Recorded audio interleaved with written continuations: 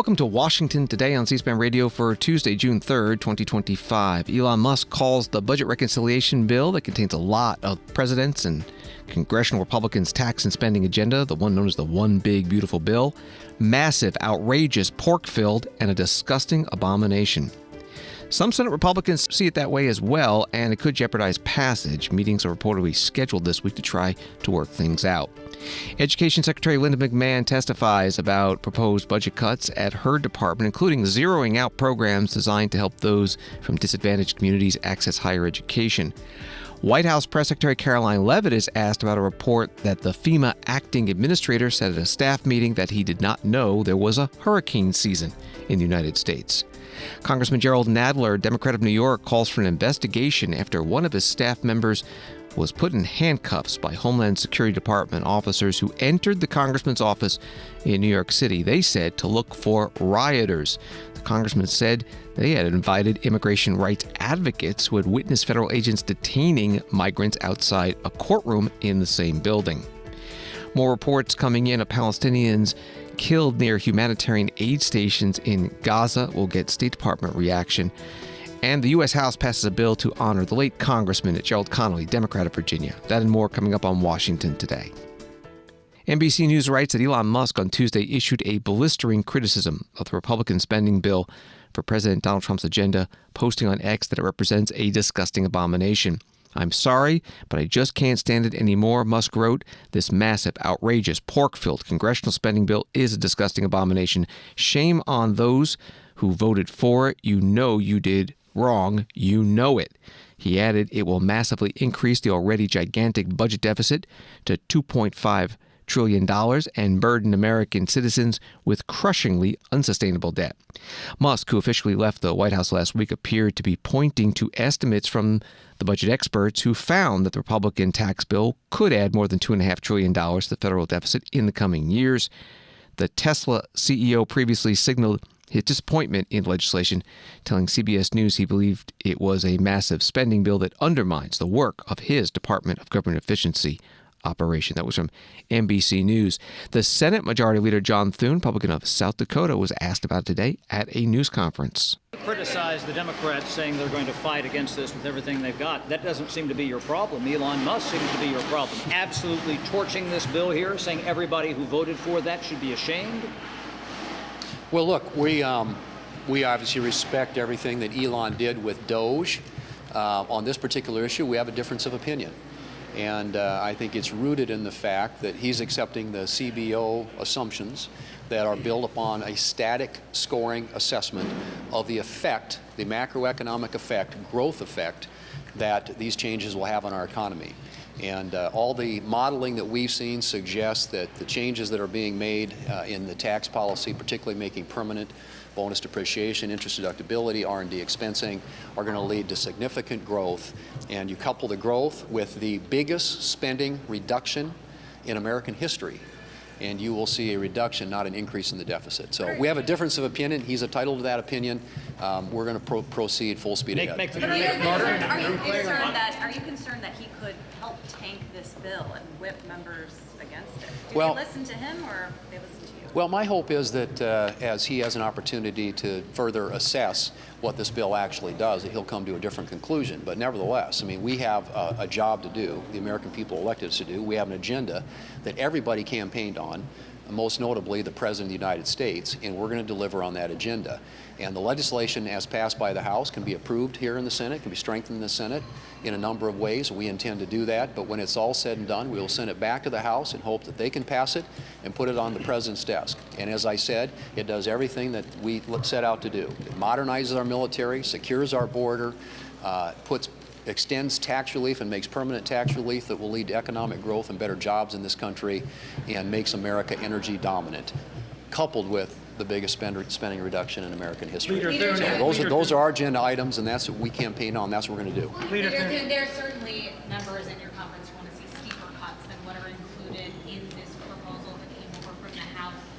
You had yourself suggested to your conference that perhaps there could be more you could do on the Medicaid side of things. Is that something that you guys are looking at in the Republican conference? Do you see further cuts to Medicaid funding in the Senate bill? we are running all the traps to make sure that we have as a robust of a bill as possible coming out of the Senate.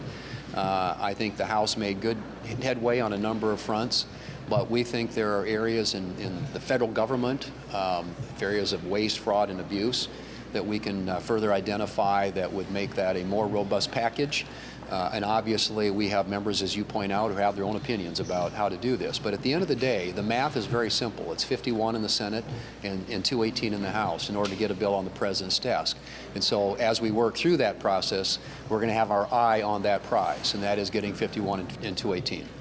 Senate Majority Leader John Thune, Republican of South Dakota, at a news conference today on Capitol Hill. He also said, when asked about President Trump's July 4th deadline to pass this bill, same form through the House and Senate, we are going to do everything we can to be prepared to be able to put that bill on the floor the last week before the 4th of July. Politico reports that Senate Republicans will meet Wednesday to talk through their plans for President Trump's One Big Beautiful Bill. The meeting will give GOP senators a chance to quiz committee chairs on their forthcoming pieces of the mega bill and talk through unresolved issues as the Senate aims to pass the party line tax and spending package later this month. The closed-door meeting comes as Senate committees are expected to start rolling out pieces of their bill this week, as Politico first reported. In a moment, we'll hear from a Senate Republican opponent of what came out of the House. But first, here is House Speaker Mike Johnson, Republican of Louisiana, speaking to reporters in the U.S. Capitol about Elon Musk's post criticizing their bill. Mr. Speaker, what do you say to Elon Musk who just called your bill a disgusting abomination? Yeah, let me say this. It's very disappointing. Okay, I've come to consider Elon a good friend. He's obviously a very intelligent person, and he's done a lot of great work. We've applauded all the work they've done with DOGE and identifying fraud, waste, and abuse in the government. It's a very important service that's been performed, and we're so excited about it. We're now in the process of codifying that. As you all know, the administration has qualified and quantified the fraud, waste, and abuse that they found in DOGE.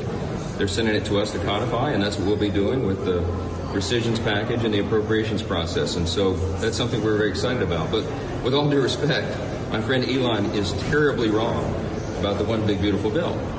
We had a long conversation yesterday. He and I spoke for, I think, more than 20 minutes on the telephone, and I extolled all the virtues of the bill, and he seemed to understand that. We had a very friendly conversation about it, and I told him that we're achieving not only all of our priorities, all the promises we made on the campaign trail, all the America First agenda wrapped into this legislation.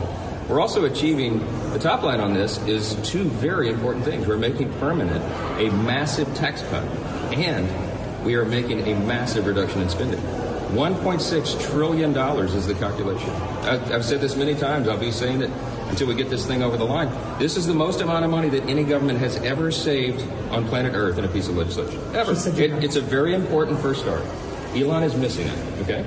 And it's not personal. I know that the EV mandate, very important to him, that is going away because the government should not be subsidizing these things as part of the Green New Deal. And I know that has an effect on his business, and I lament that. We talked about the ramp down period on that and how that should be duly considered by Congress. But for him to come out and pan the whole bill is to me just very disappointing, very surprising in light of the conversation I had with him yesterday. Do you think that it's Tesla is what's driving this? Is that what you're suggesting? I'm going to let others draw their own conclusions about that, but this is not personal between any of us. I just deeply regret that he's made this mistake. Because I would tell you, listen, I'm going to remind everybody again, every hardworking American ought to be in favor of this bill. This is geared for middle and lower income Americans. It is going to give dramatic tax relief, historic tax relief. It is going to make sure that we get America energy dominant again. It's going to fix the border, which is a top priority for everybody in the country. It's going to help us with our military industrial base at one of the most dangerous times in the history of our country. All these things wrapped into regulatory reform. I mean, this is the key to the economic resurgence of America. It's going to be jet fuel to the economy, and the sooner we do it, the better. And by the way, the debt ceiling is also wrapped into this legislation, and that is a dangerous thing for Elon or anyone who cares about the U.S. economy to be meddling with. And I think the risk is very great. We have to pass this legislation. The Senate is doing some good, thoughtful, deliberative work right now. We're looking forward to moving it through the process, and the President is very much looking forward to signing that into law by independent state. How much harder is this going to make? House Speaker Mike Johnson, Republican of Louisiana, speaking to reporters today on Capitol Hill about the one big beautiful bill, the reconciliation bill. The House has passed its version. The Senate now working on its version. Speaker Johnson also mentioned the rescissions package, and the White House did formally send to Congress $9.4 billion requested rescissions, previously approved spending for the State Department, Corporation for Public Broadcasting, U.S. Agency for International Development, U.S. Institute of Peace, and other international assistance programs. Now heads to the House Appropriations Committee. Starts a 45-day clock for Congress to either approve or disapprove it. Senator Ron Johnson, Republican of Wisconsin, was interviewed on Just the News' John Solomon report Monday about why he opposes the House-passed version of budget reconciliation. He says there are not enough spending cuts. The current CBO estimate, the most recent one they have, projects spending $89.3 trillion over the next 10 years, incurring another $22 trillion worth of deficit. So, John, that means $2.2 trillion per year, and I would argue that is a rosy scenario. They are assuming that we're going to get a tax increase, the automatic tax increase, by letting the Tax Cut and Jobs Act expire. They estimate that will bring in about $4 trillion revenue. Now, I know there's all kinds of argument over, what is the dynamic score and all that type of thing. What's pretty certain, though, is the $89.3 trillion. And let's face it, the House at most say they're going to be cutting $1.5 trillion, but they're going to be spending about $300 billion on defense and the border. So that brings it 1.2. A couple $100 billion of that is student loans, which they've got to pass really quick before the Supreme Court rules that unlawful or unconstitutional. A lot of the spending is out in the out years. It's just not real. It never happened. So we need to get serious about this. We can't tolerate $2.2 trillion deficits, probably rising to 2.5, 2.6 if you look at independent scores of the big, beautiful bill. So that's the ugly reality. I wish it weren't so. I wish everybody on my side was as dedicated as their rhetoric. They all say we don't have a revenue problem, we have a spending problem. Big part of this bill is just new tax cuts that President Trump promised on the campaign trail that, quite honestly, are not going to promote growth. They're just going to reduce revenue. Senator, there's clearly a lot of concern about the size of this bill, but also there's real urgency from voters who want to see action.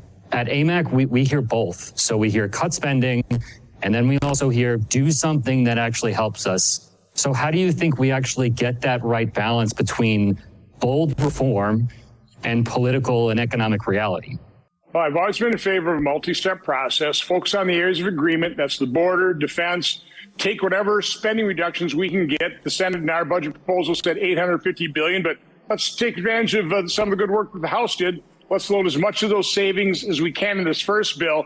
Extend current tax law. As unwieldy and grotesque as current tax law is, I want to take an automatic tax increase off the table. We should have done that in 2017. Could use current policy back then, but we weren't smart enough to do that. And then because time is short, we're going to have to increase the debt ceiling, not $4 or $5 trillion. It's going to be bad enough how much we're going to have to increase it just to get us into 2026, about $2.5 trillion. That ought to shock everybody, because we're running $500 billion a quarter deficits. That's what we need to bring under control. It's about spending. To quote Scott Bessent, a bunch of people in the administration, we don't have a revenue problem. We have a spending problem. The question I ask is, are we willing to fix it? Right now, based on the big, beautiful bill, it doesn't look like we are. Senator Ron Johnson, Republican of Wisconsin, Monday on Just the News, John Solomon reports. President Donald Trump wrote on Truth Social today about Senator Rand Paul, Republican of Kentucky, who has also raised questions about spending levels in the budget reconciliation bill.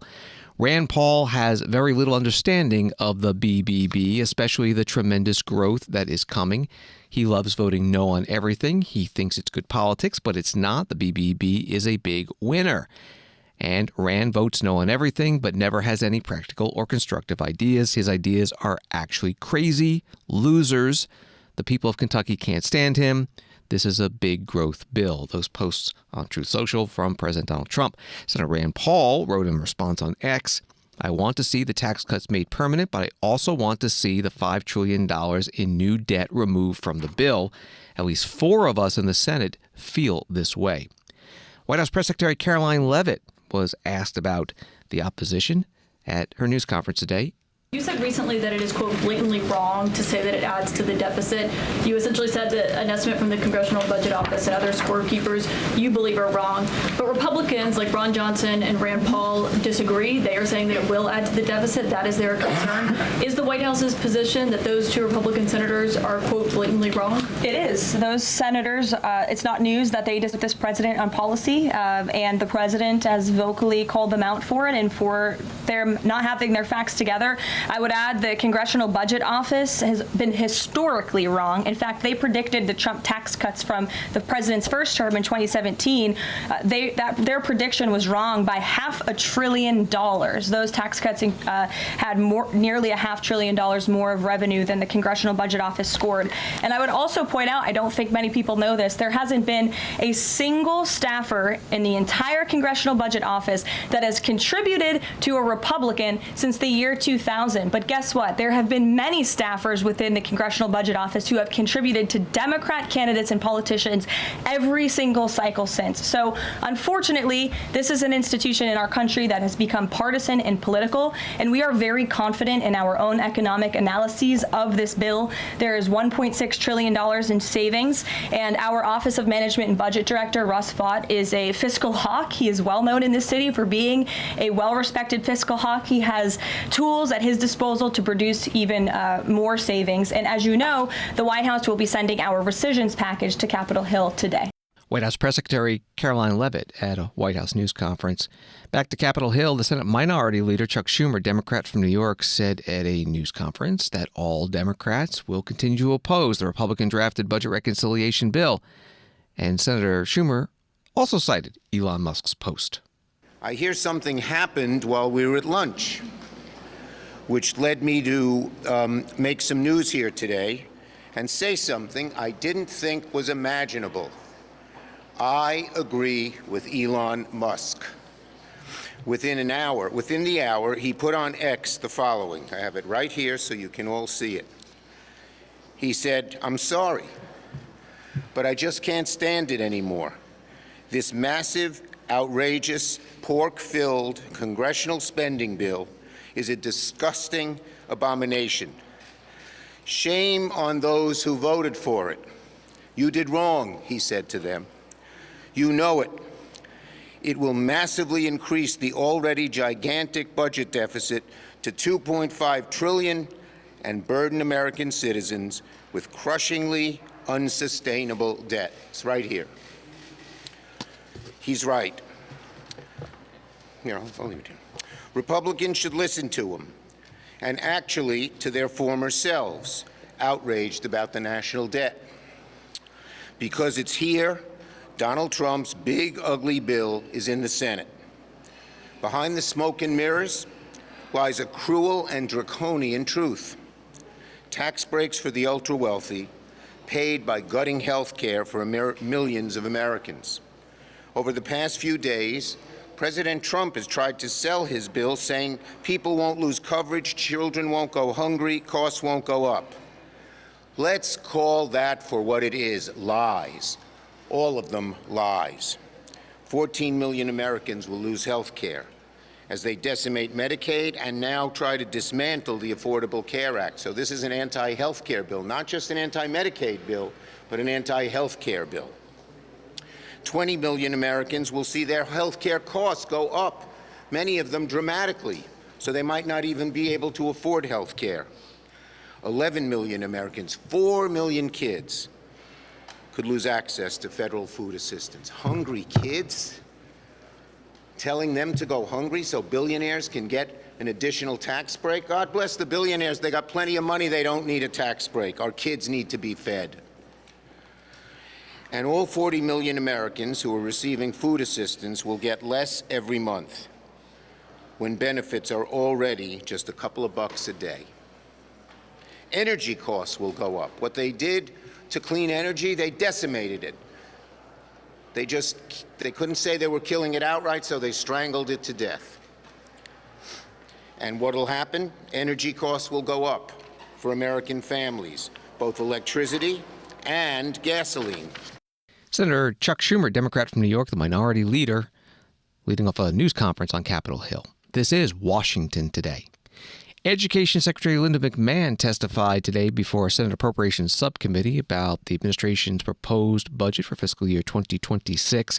It's a story from Inside Higher Education. In early May, the Trump administration released an outline of its budget. That document, known as the skinny budget, had a number of cuts, such as zeroing out TRIO and the Federal Supplemental Educational Opportunity Grant. Additionally, the administration proposed slashing $980 million from the Federal Work-Study Program. Department officials said Friday that cutting TRIO and other grant programs would save more than $2.13 billion and argued that those programs are either duplicative, better supported with state, local, institutional, or private funds outside of the agency's mission, or lack evidence providing their effectiveness. The overall budget plan cuts about $12 billion, or 15.3%, from the department. That was from Inside Higher Education. Here's Senator Susan Collins, Republican of Maine, chair of the Full Appropriations Committee, questioning Secretary McMahon. I'd like to turn to the TRIO programs, like Upward Bound. That's an issue that you and I have discussed. From my experience in Maine, I have seen the lives of countless first-generation and low-income students, not only in Maine, but across the country, who often face barriers to accessing a college education, changed by the TRIO program. I'm actually wearing my Maine TRIO pin today, just to emphasize my support for that program. In fact, 3 of my own staff members went through the TRIO program and tell me that they would not have pursued higher education but for the support and confidence that the TRIO program gave them. The president's budget, unfortunately, in my view, proposes to eliminate the TRIO programs. And as co-chair of the Congressional TRIO Caucus, I strongly disagree with the president's proposal. Could you explain why the administration has decided that TRIO programs are not worth the investment that they make in people's lives and the robust bipartisan support that they enjoy due to their success? Want me to answer now? Please. Thank you. Thank you very much. And I know that these programs are very near and dear to your heart. We have had at least 2 pretty lengthy conversations about them. And TRIO will be funded through the end of this year. So all those funds will go out. But it is not proposed to continue in the 2026 budget. What we found is the programs, while I absolutely agree that there is some effectiveness of the programs in many circumstances, these programs were negotiated at very tough terms, in that the Department of Education has no ability to go in and look at the accountability of TRIO programs. It specifically eliminates our ability to do that. And I just think that we aren't able to see the effectiveness across the board that we would normally look to see with our federal spending. So while there are, I think, many instances, and I believe also that Chairman Capito even worked in TRIO for a while in her earlier years, I do think there is effectiveness of many programs that I'm just not sure the total expenditure warrants. I do know, however, that Congress does control the purse strings, and I would sincerely hope that if you decide with appropriations to continue these programs, that we could work with you to renegotiate those terms that we feel kind of hamstrung the Department of Education and not being able to fully understand their accountability. That's a real drawback in these programs, and I think all of us would agree we want to make sure that anything that we are funding, we can attach accountabilities to it. Well, as with the Job Corps program in the Department of Labor, I think the answer is to reform and strengthen those programs, fix what's wrong, increase accountability, not abolish them. And I look forward to working with you in that regard. Senator Susan Collins, Republican of Maine, chair of the Full Appropriations Committee, questioning Education Secretary Linda McMahon at today's subcommittee hearing. The Education Department website says the federal TRIO programs are federal outreach and student services programs designed to identify and provide services for individuals from disadvantaged backgrounds. And the name is not an acronym, but it was named after the first three programs that were implemented: Upward Bound, Talent Search, and Student Support Services. Back to the Inside Higher Education article, the Trump administration wants to lower the maximum Pell Grant by $1,685 for the 2026-27 academic year as the program faces an estimated $2.7 billion shortfall. Proposed cut detailed in budget documents released Friday evening would drop the maximum Pell Grant to $5,710, reversing more than a decade of efforts to steadily boost the award, which helps low-income students attend college. That was from Inside Higher Education. Today, Senator Chris Murphy, Democrat from Connecticut, asked Secretary McMahon about higher education, specifically the demands that she is making on Harvard University, and he said a preview of what could come for all other colleges. In the letter that you sent to Harvard, demanding that they make certain changes, you told them that they had to end all of their diversity programs, but that they had to institute viewpoint diversity. That doesn't seem to make sense. How do you tell them to end all their diversity programs? And we assume that this is a mandate that you will make of other schools as well. How do you ask them to end diversity programs while instituting viewpoint diversity? Those seems to be totally contradictory. No, the diversity programs that we've asked and demanded to be eliminated were the DEI, where they were, those programs actually were pitting one group against another. Isn't viewpoint diversity a diversity program? A viewpoint diversity is exchange of ideas that's actually better, absolutely. Now here, because Harvard only has 3%, by its own numbers, 3% conservative faculty, do you think they are allowing enough of viewpoint diversity through that teaching on campus? Where in the statute does it give you the ability to cut off federal funding for a university based upon your decision, your determination that they don't have viewpoint diversity? Can you cite to a statute, an authority that Congress has given you to micromanage the viewpoint diversity of a college? Well, certainly now let's back up.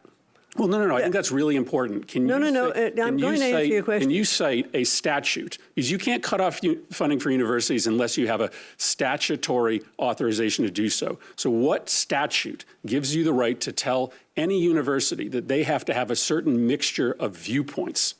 So here's what happened with Harvard. No, it's a pretty simple. I don't mean to provide a being hostile. Well, I have to give you some. I think you have to cite the statute. The statute's Title VI. These were civil rights violations. That is why we filed a case and defunded or stopped the funding for a while for Harvard, as well as we did Columbia. And in that conversation with them, we talked about different things that they should do coming back to the table to make their programming better. The president of Columbia absolutely indicated, as well as the president of Harvard, that they needed to do things on their campus to eliminate anti-Semitism. That was kind of the crux of what brought us into talking to the different universities. And then we sat down with them to say, okay, these are other issues that you need to address on your campus because you do receive federal funding. Under federal funding, if you are breaking the law, which they did under Title VI. I don't understand any conception of civil rights law to give you the authorization to micromanage viewpoint diversity on campus. That's not authorized under the civil rights title provided to you by the United States Congress. Senator Chris Murphy, Democrat of Connecticut, questioning Education Secretary Linda McMahon at today's Appropriations Subcommittee hearing on the department's request for fiscal year 2026 budget. Daily Beast writes that Donald Trump blew up on Truth Social over a claim from author Michael Wolff that his crusade against Harvard is personal. Wolff, author of several books about the president, claimed on the Daily Beast podcast last week that Trump didn't get into Harvard and suggested he's now targeting the university in part because he holds a grudge. The president claimed Wolff's story is totally false and insisted he never applied to the Ivy League school. Trump continued on Truth Social. The story is totally false. Never applied. I graduated from the Wharton School of Finance at the University of Pennsylvania. He is upset because his book about me was a total bomb. Nobody wanted it because his reporting and reputation is so bad. That was from the Daily Beast.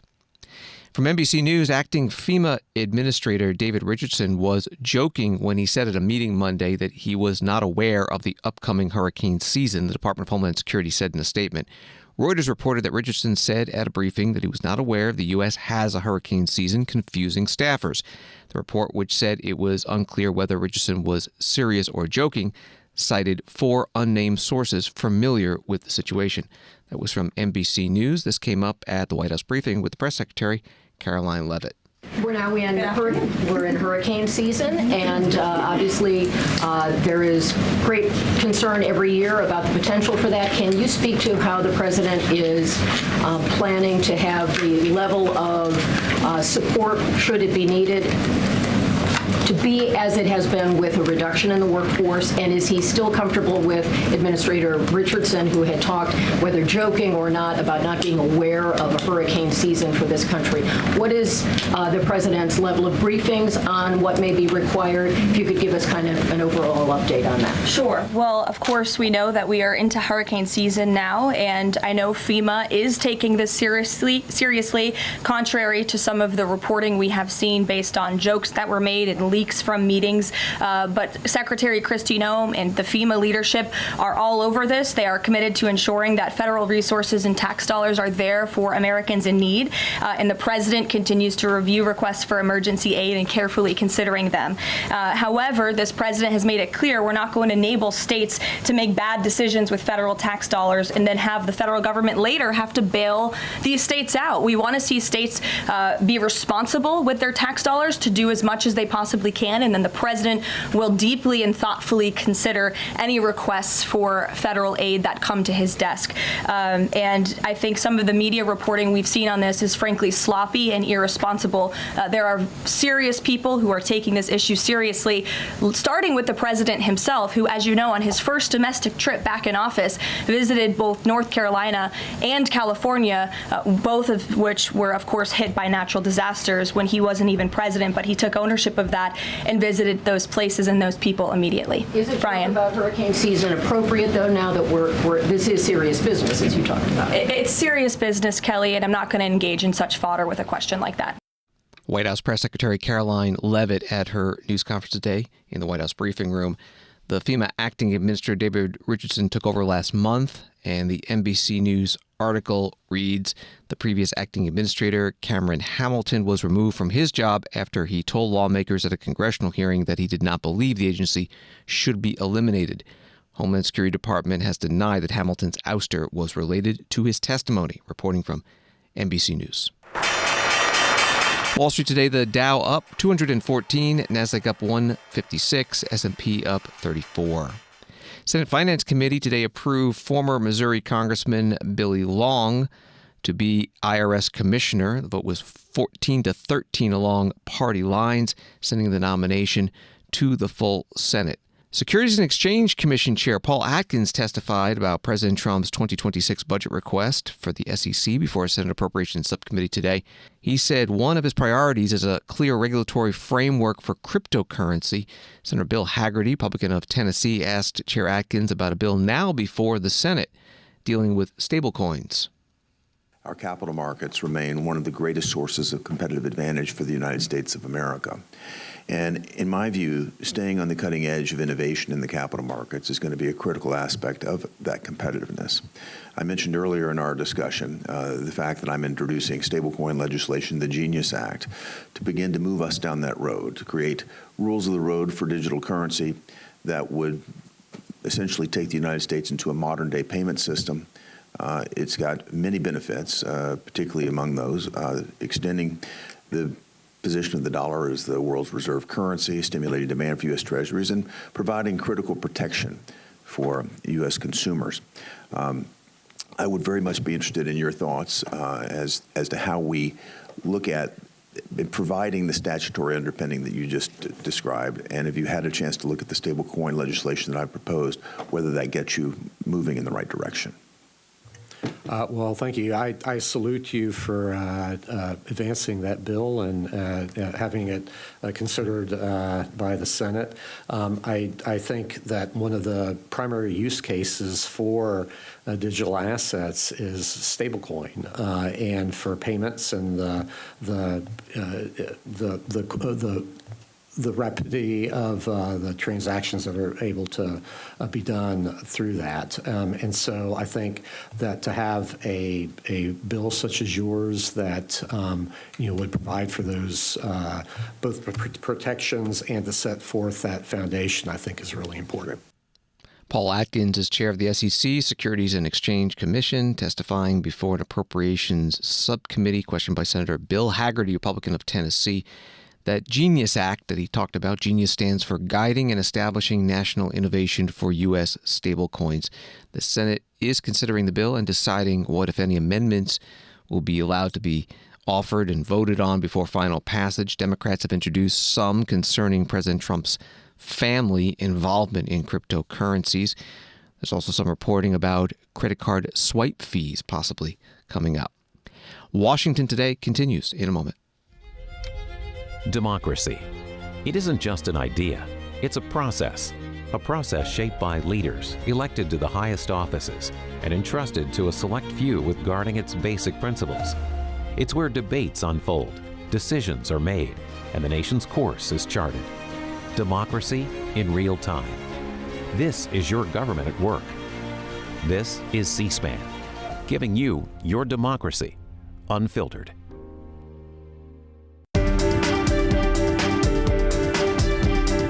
Welcome back to Washington Today, available as a podcast on the free C-SPAN Now mobile app and wherever you get your podcasts.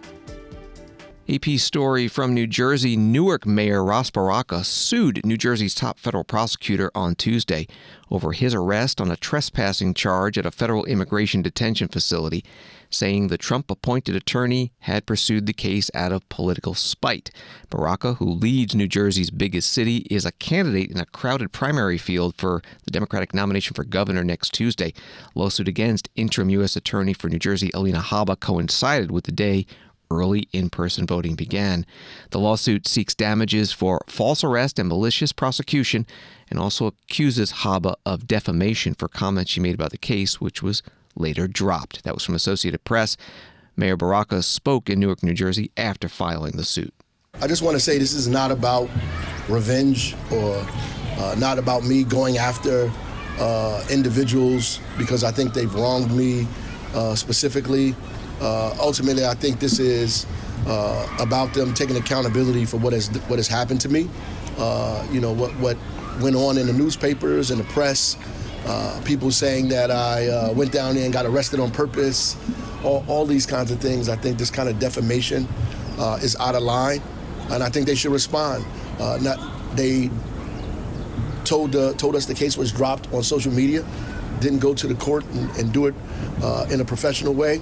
I didn't get an apology, a letter, or anything from anybody saying that what happened was incorrect, was wrong, and that we want to move forward. So it is, in my mind, somebody should be responsible for what happens here. And I think that obviously Alina Habba, the U.S. Attorney, and I'm going to give her credence because she is the U.S. Attorney, and the Special Agent in charge, Ricky Patel, acted outside of what they're supposed to be doing, but they also are representatives of this government. And because they're representatives of this government, the government too should be responsible for their behavior.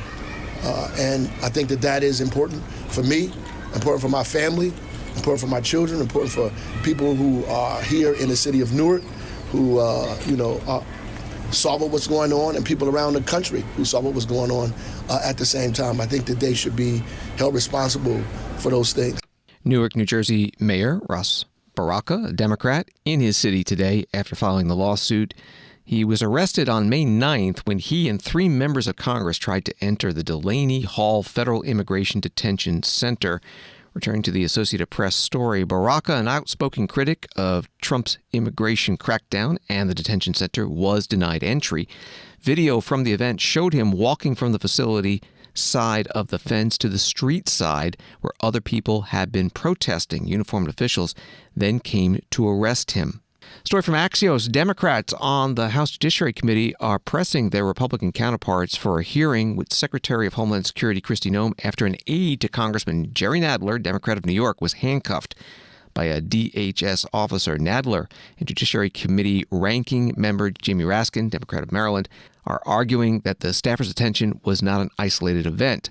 They wrote in a letter to Judiciary Committee Chair Jim Jordan, Republican of Ohio, sadly, this incident is part of a broader pattern by President Donald J. Trump and DHS of using unlawful, chaotic, and reckless tactics. DHS officers handcuffed one of Nadler's aides at his district office in New York City last Wednesday and accused the staff of harboring rioters. That's reporting from Axios. Gothamist obtained video of what happened that day in that office. Serious? She did not. That is not what happened. That is not what happened.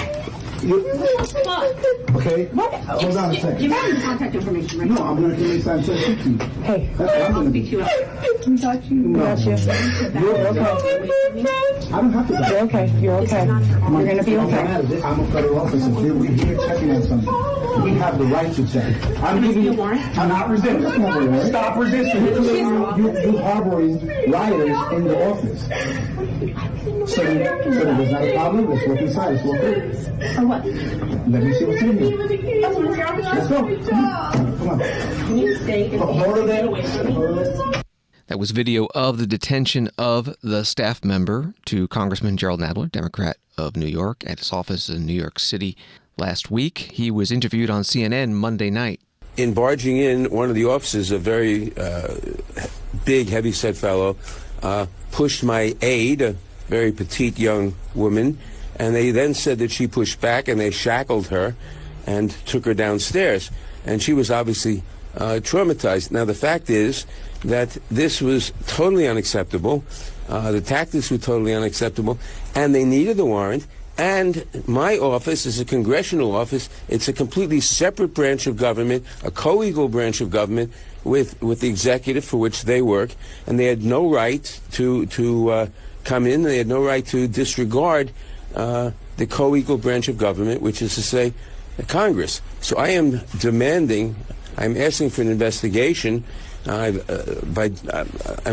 communicating with Jim Jordan, the chairman of the Judiciary Committee, demanding an investigation of this incident, of ICE tactics, which are frankly very threatening to Congressman, have you reached out to the Secretary? I mean, as you know, the ranking member in Judiciary, one of the senior member in the House, you have access to reaching out to the Department of Homeland Security in ways that, you know, an average individual does not. Have you reached out to the Secretary? Have you heard anything? Have you heard anything back?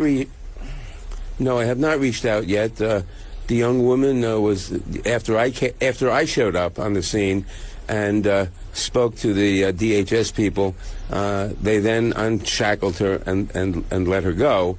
So I felt no need to talk to the Secretary. Now, I do feel the need to have a congressional investigation, and that's why I'm asking Jim Jordan to hold an investigation, a hearing, a committee hearing, and to that committee hearing, I assume we'll invite the Secretary.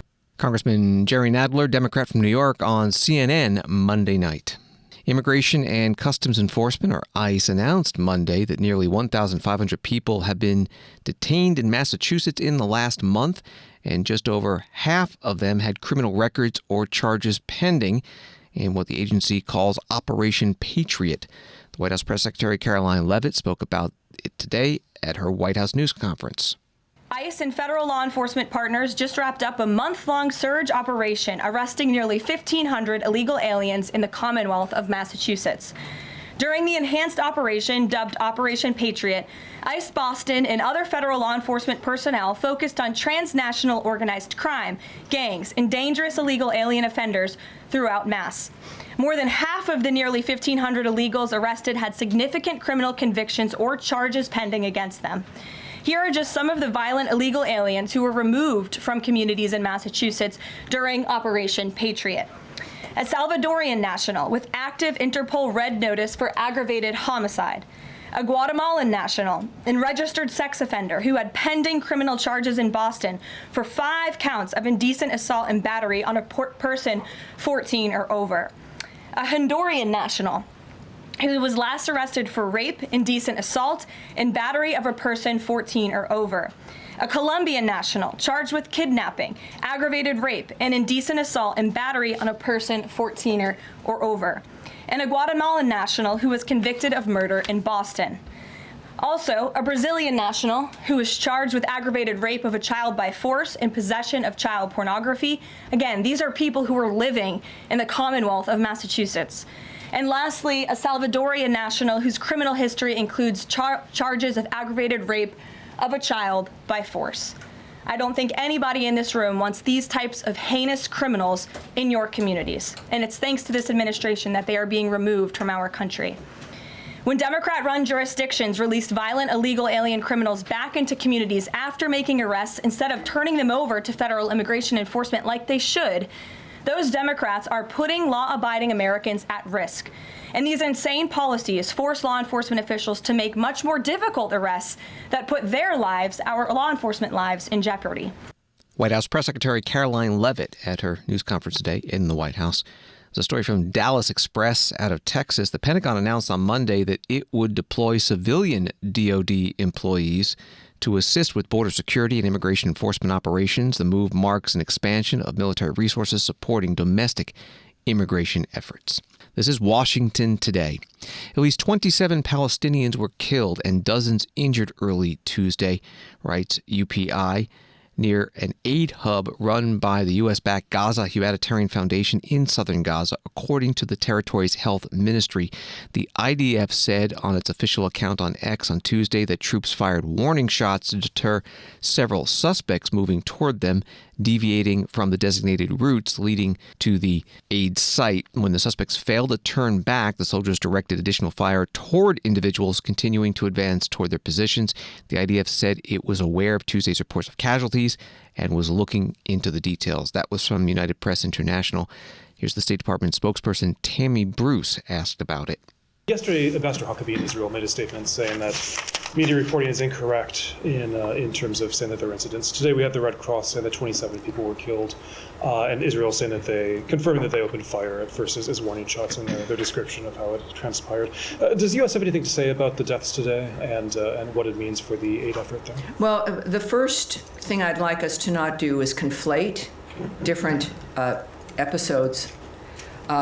The earlier Huckabee statement, of course, the ambassador in Jerusalem for Israel, there was a series of events that were fake news, that were debunked, that were reported, though, as having occurred. And then there is a situation where there were reportedly 27 casualties at a site today, and the IDF has noted that they are investigating. So I think that there's an important difference. It's important for us to recognize the difference, certainly in a war zone, but when there is news that is not true, for us to be able to point that out. But then also, as we appreciate the fact that the IDF is investigating the latest incident, and we'll be watching that report and investigation and keep you advised. Well, can I follow up on that? I mean, you're not disputing that there are 27 casualties today. I mean, regardless of. Well, clearly the IDF is investigating a situation where there were casualties. Okay. So it's a number I can't confirm yet, but clearly we're going to get more information, and we'll be watching that, monitoring that closely. State Department spokesperson Tammy Bruce at her news conference in Washington. Fox News writes that President Donald Trump on Monday evening looked to reaffirm his administration's position when it comes to nuclear negotiations with Iran and said Tehran will not be allowed any enrichment of uranium. His message, which surfaced on multiple social media platforms, appeared to be a direct response to a report by Axios, which cited 2 sources with direct knowledge of a secret proposal that Washington provided to Tehran allegedly said the U.S. would agree to permit limited low-level uranium enrichment on Iranian soil for a to-be-determined period of time. That was from Fox News. The Senate Minority Leader Chuck Schumer, Democrat of New York, spoke about this today on the Senate floor. Yesterday, I called out President Trump for, on the one hand, telling the public his goal is to fully dismantle Iran's nuclear facilities, but then on the other hand, secretly negotiating a side deal that will allow the Iranian regime to keep enriching. Well, it looks like we got his attention because he followed up by denying this report in an all-caps tweet storm. The old saying is, trust but verify. In this case, Congress must verify. The administration must clarify what they might be hiding from the American people in this secret side deal. Steve Witkoff and those negotiating this deal should testify before Congress and answer a simple question. Is there a secret side deal that will allow the Iranian regime to continue enriching uranium and that empowers the regime's nefarious activity or not?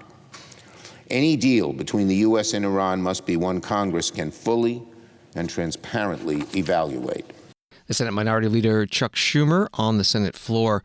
Reuters reports that Iran is poised to reject a U.S. proposal to end a decades-old nuclear dispute. An Iranian diplomat said on Monday, dismissing it as a non-starter that fails to address Tehran's interests or soften Washington's stance on uranium enrichment. And an update on the war in Ukraine from Radio Free Europe and Radio Liberty. Ukraine claimed to hit a key bridge that links Russia and Moscow-occupied Crimea with underwater explosives 2 days after it launched a wave of drones deep into Russian territory that damaged dozens of long-range bombers, sending shockwaves across the country. Ukraine's security service said in a statement on June 3rd that an operation several months in the making saw agents mine the supports of the Kerch Strait Bridge with a total of 1,100 kilograms of explosives. C-SPAN's Capitol Hill producer Craig Kaplan writing on X, the U.S. House unanimously passed legislation introduced by and later named for the late Congressman Jerry Connolly, Democrat of Virginia, requiring the GAO to provide a report on esophageal cancer. He died from the disease May 21st. A black cloth is draped on a front row House seat with flowers in his honor. He was 75 years old. Congressman James Comer, Republican of Kentucky, chair of the Oversight and Reform Committee, led the debate on the floor. Jerry Connolly was a devoted public servant for Virginia's 11th Congressional District. In Congress, Jerry Connolly was a friend to many of us. He was steadfast in fighting for what he believed in. But he was always committed to bipartisanship where he thought we could agree. Over his tenure on this committee, I'm proud to say we co-sponsored 8 bills together, including the Mail Traffic Deaths Reporting Act, the FedRAMP Authorization Act, and the Federal AI Governance and Transparency Act. And I know I'm not alone in that. Many of my Republican committee colleagues found Jerry Connolly to be a partner and a friend. I would like to extend my condolences to his family and also to the members of his staff. We lost our colleague after a short but courageous fight against esophageal cancer, one of the deadliest and fastest growing cancer diagnoses among Americans today. The symptoms of this cancer are often overlooked or misdiagnosed, leading to late detection and limited treatment options. Through this legislation, we hope to raise awareness about esophageal cancer to improve the odds for those who contract this disease. I'm proud to have joined Ranking Member Jerry Connolly in co-sponsoring the Jerrold E. Connolly Esophageal Cancer Awareness Act and look forward to working with my colleagues on both sides of the aisle on its passage into law. Congressman James Comer, Republican of Kentucky, chair of the Oversight and Reform Committee, on the House floor, and the House did pass this bill by unanimous consent, sending it to the Senate. Also today, the governor of Virginia, Glenn Youngkin, a Republican, set the date for a special election to fill the seat of the Northern Virginia Congressional District, left vacant by the death of Jerrold Connolly on May 21st. The date is September 9th. A Politico article says that that district is deep blue and will almost certainly elect another Democrat. Thanks for listening to Washington Today. Sign up for C-SPAN's evening newsletter word for word and get the stories making headlines in Washington emailed to you every day. Subscribe at cspan.org/connect. Have a good night.